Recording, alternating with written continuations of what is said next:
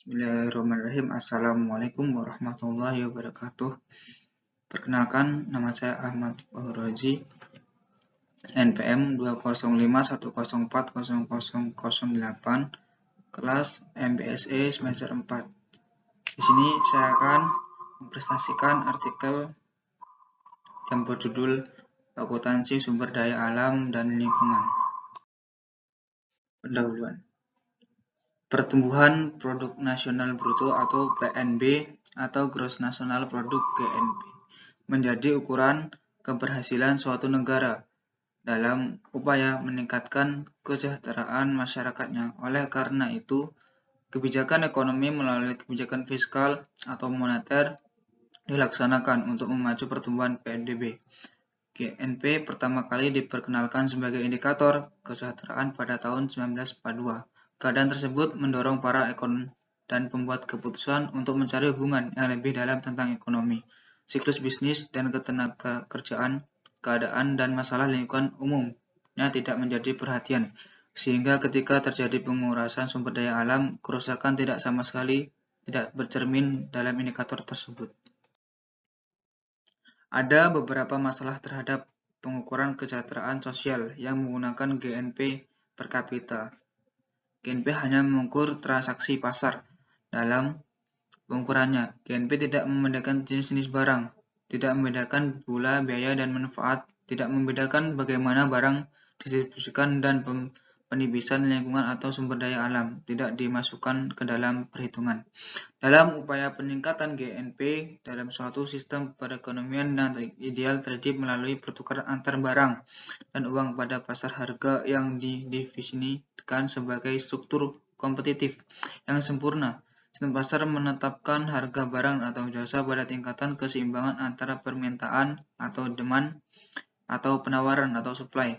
Harga barang yang langka atau dengan permintaan yang tinggi secara otomatis akan meningkat sehingga merangsang peningkatan penawaran dan substitusinya serta mengurangi permintaan.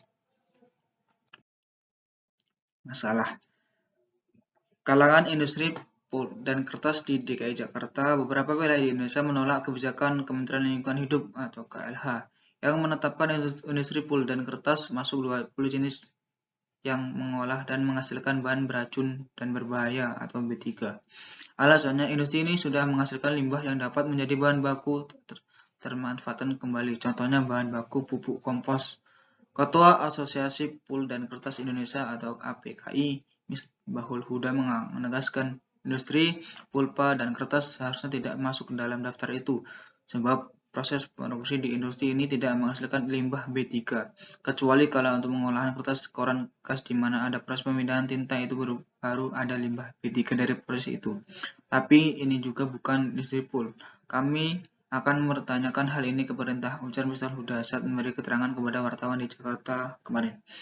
Belum lagi opini dari NGO internasional seperti Greenpeace yang menyebutkan pabrik-pabrik pulp dan kertas menghasilkan B3. Padahal opini itu bisa hanya karena persaingan dari PPI di Eropa, ujar Dirjen BIM, Kementerian Perindustrian Bangga Susanto. Contoh banyaknya limbah dari pengolahan kertas di PT Pura Utara sehingga perlu adanya pengolahan limbah tersebut. Solusi masalah. Pura Group melakukan pengolahan dan pengendalian lingkungan sebagai bagian dari sistem manajemen terpadu. Pengelolaan lingkungan menerapkan sistem manajemen mutu dan memantau ketaatan peraturan, meliputi mengolah lingkungan menggunakan ISO 14000 sebagai panduan untuk sistem manajemen lingkungan, mencegah pencemaran air, udara, dan darat dengan sistem dan teknologi yang sesuai dengan untuk bahan yang digunakan dalam proses. Contoh yang diberikan adalah pada penggunaan sistem fisika, kimia, dan biologi, dan pengolahan limbah cair, dan instansi pengolahan limbah cair dan penggunaan elektrostatik precipitator dalam pencegahan pencemaran udara dari pembakaran batu bara di PLTU, pengolahan limbah berbahaya dan beracun, dan menjalin kerjasama dengan pihak ketiga untuk mengolah dan memanfaatkan limbah berbahaya dan beracun yang tidak dapat dikelola dari Pura Group, mengorganisir dan mengolah lingkungan kerja hijau. Dalam proses penanggulangan bahan baku pul, wax paper, dan bahan adiktif dari sisa produk produksi menghasilkan limbah cair dan limbah padat. Limbah cair diolah di IPAL, limbah padat dibuang ke TPA. Sebagai limbah padat berupa serpihan kertas dimanfaatkan oleh masyarakat menjadi bahan bakar. Pada penelitian dan manfaat limbah padat berupa serpihan kertas untuk dijadikan briquettes, adapun variabel yang akan diteliti adalah nilai kalor dan nilai ekonomis.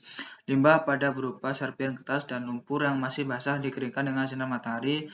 Serpihan kertas dan lumpur yang berkering selanjutnya dirilis untuk mendapatkan arang. Variasi komposisi briquette adalah briquette A, serpihan kertas 100%, briquette B, serpihan kertas 20%, lumpur 30%, briquette C, serpihan kertas 60%, lumpur 40%, dan selanjutnya, dan seterusnya. Briquette yang dihasilkan memiliki harga yang lebih murah dibanding briquette yang dijual dengan harga Rp300. Sedangkan briquette lebih jual 300, maka briquette dapat digunakan sebagai energi alternatif serta mampu membantu mengatasi masalah pencemaran tanah dengan biaya murah. Kesimpulan, kalangan industri pul dan kertas di DKI Jakarta dan beberapa wilayah di Indonesia menolak kebijakan Kementerian Lingkungan Hidup yang menempatkan industri pul pada kertas masuk 25 jenis industri yang mengolah dan menghasilkan barang beracun dan berbahaya. Alasan industri ini sudah menghasilkan limbah yang dapat menjadi bahan baku. Belum lagi opini dan ego internasional seperti Greenpeace yang menyebutkan pabrik-pabrik pul dan kertas menghasilkan B3. Ada penelitian akan memanfaatkan limbah pada berupa serpihan kertas untuk menjadikan briquettes. Variasi komposisi briquette adalah briquette A, briquette B, briquette C, briquette D, briquette E, briquette F. Briquette hasil cetakan dikeringkan dengan suhu 50 derajat Celcius di oven. Briquette yang sudah dikering ditandai dengan berat briquette yang konstan. Variasi komposisi campuran briquette yang menghasilkan nilai kalor tertinggi adalah model D, dengan variasi campuran lurusan serpihan kertas 50% lumpur. Briquette yang dihasilkan memiliki kandungan energi untuk menarik. Briquette yang dihasilkan memiliki harga yang lebih murah dibandingkan briquette lain. Briquette ini jual dengan harga kurang lebih, maka mereka dapat digunakan sebagai alat alternatif serta mampu membantu mengatasi masalah. Mungkin ini saja yang dapat saya sampaikan atau jelaskan. Dari saya, makasih. Mohon maaf apabila ada kesalahan. Saya akhiri. Wassalamualaikum warahmatullahi wabarakatuh.